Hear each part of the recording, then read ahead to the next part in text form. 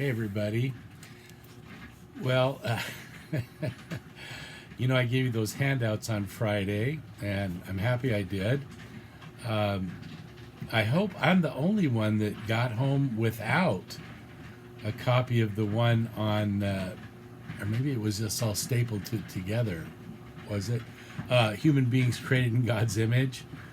And I want to talk about that a little bit with you tonight. Not to say we won't get back to it again, but I think there's some really important stuff that just kind of given our schedule shifting with my friend not being able to come on Friday and etc. I'll just lay it on at his feet.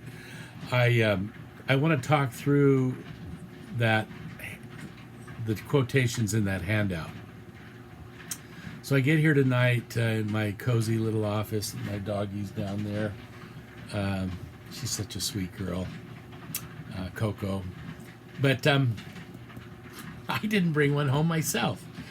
I was very frustrated. I looked through all my stuff. I thought I could have sworn I put that in my bag before I left. And so I was frustrated about that. Of course, I have it. Oh, I could have just brought it up on my screen because, I was thinking I can't do it because I'm going to be recording, but I don't have a printer here, but I could have brought up on my screen. But I did something even better. I thought, well, I think I have the books here, and I do. So, and I found the spots that I was quoting from. So let me talk about the first one, and this would be the first quotation. The Spirit and the Forms of Love. This book came out in probably the 1960s, 1968. And the author was Daniel Day Williams, very fine American theologian, not horribly famous, but good stuff and influential, and certainly had an influence on the person who's the source of the second quotations. We'll get to her in a little bit. But so this is Daniel Day Williams' most important work, by far his most substantial. The Spirit and the Forms of Love.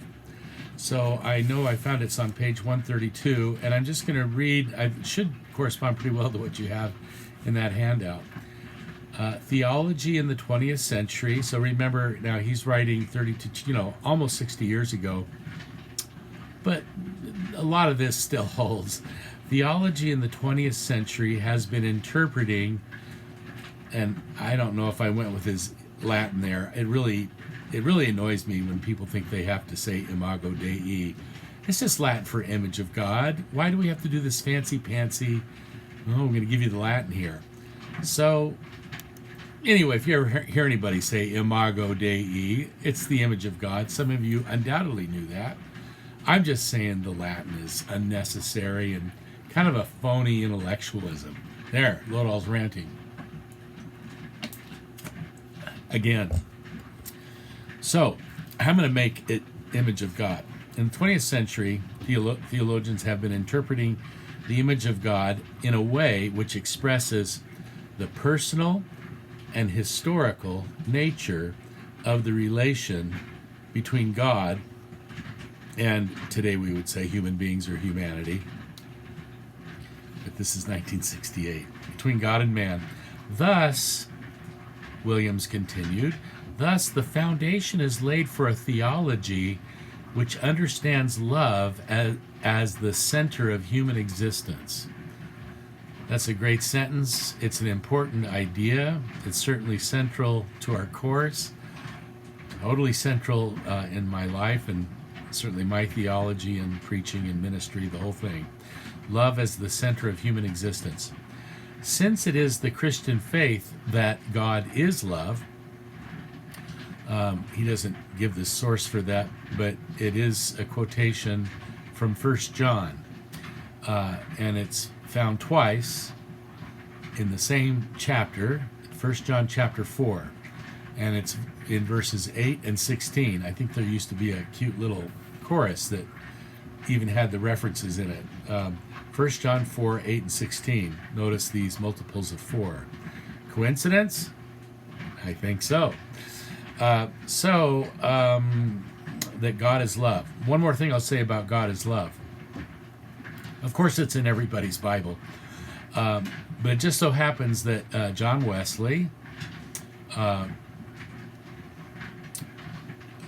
made this little statement the foundation of his theology, of his preaching, of his ministry.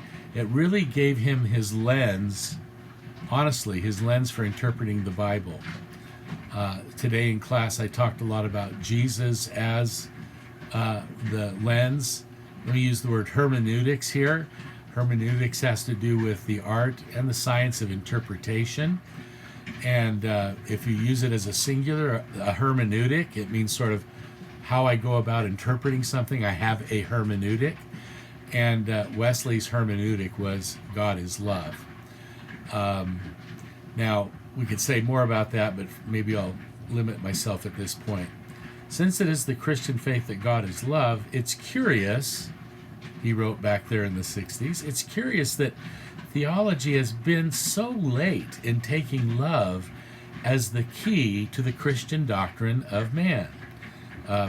In theology, we would call this a theological anthropology. So a Christian doctrine of man would be a Christian theological anthropology, because you could have other theological anthropologies that aren't necessarily or even particularly Christian. In other words, there's definitely an Islamic theological anthropology. There's definitely a Jewish one as well, although I think Christians lean pretty heavily on a Jewish anthropology. So Williams is amazed that it's taken so long for theologians to take love as the key to the Christian doctrine of man.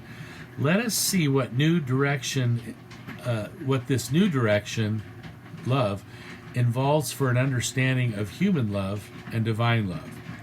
That's on page 132. Then I know in your handout, I'm pretty sure I skip over to 133, and so I'm going to pick up where I think the handout is. Okay, here we go. What we are coming to see is that it is a mistake to define the image of God as any set of attributes or qualities which a human being may possess. Here he has in mind sort of the typical list that Christians, and not just Christians, certainly Jewish thinkers as well, over the centuries, if they thought about what does it mean to be created in God's image, they might go to intelligence, they might go to the gift of language, creativity, human freedom, the soul, right? We talked about that the other day. So all of these would be understood to be qualities or functions inherent in the human being, right? So he's saying it's a mistake to define the image of God in that way. The image of God needs to be conceived in dynamic terms as the relatedness which God has established between himself and man, and a relatedness to which God can respond. This is an important idea. Here Williams is sort of focusing on the idea that image of God has to do with a unique relationship that God establishes with human beings. It's not, first of all, some inherent capacity that we have. It's God's election, you might say even, of human creatures to be God's reflection, to be God's image. I think I have a little bit more maybe. I think this is probably in there too.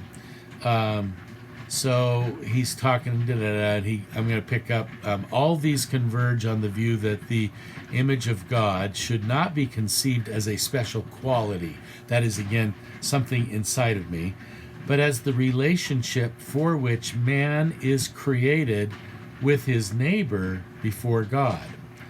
The image of God is reflected in every aspect of the human being's existence, being, not as a special entity, again, like intelligence or freedom or, rationality or language, but as the meaning of the life of the human being in its essential integrity. But surely that essential integrity can be most clearly grasped if we say that love is the meaning of the image of God. Now, I'm going to give you a little bit more quotation that I know is not on the handout, but on the same page. He then moves to sin. And we might say right here, so you'll know, since this is Christian faith and the natural sciences, in theology, when we talk about sin, we have a particular word, so the doctrine of sin, and like what is sin, what's entailed in sin, and all that, and the word is hamartiology, Hamartiology. It comes from the Greek word hamartos, which basically means to miss the target or miss the mark.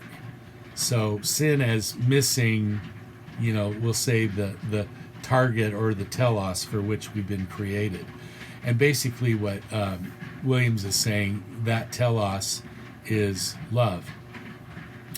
Now, I'm almost done with this first little video, but let me say then that Williams is focusing primarily on relationship between God and humans. He also does say here the relationship for which man is created with his neighbor before God. So there's some acknowledgement of that. Roughly the same time he was writing this sort of thing, another theologian that he actually quotes in here, a Swiss theologian named Karl Barth, was indicating that surely an essential dimension of this relationality as the image of God is the human relationship, since Genesis 1 says, in the image of God did God create Adam, male and female God created Adam. So you basically have a bit of a parallel statement there that could lead to the idea that it's not so much that we come as male and female, because other animals do too, right? But that the relatedness that's implied in relationship, and not just between man and woman, but between people, like a guy and a guy. And I'm not talking about sexual things right now, that could be included, but the main point is relationality between people. And in the late 60s, this became a new way to think about human beings created in God's image. Okay, relationality. Okay, I'll pause there.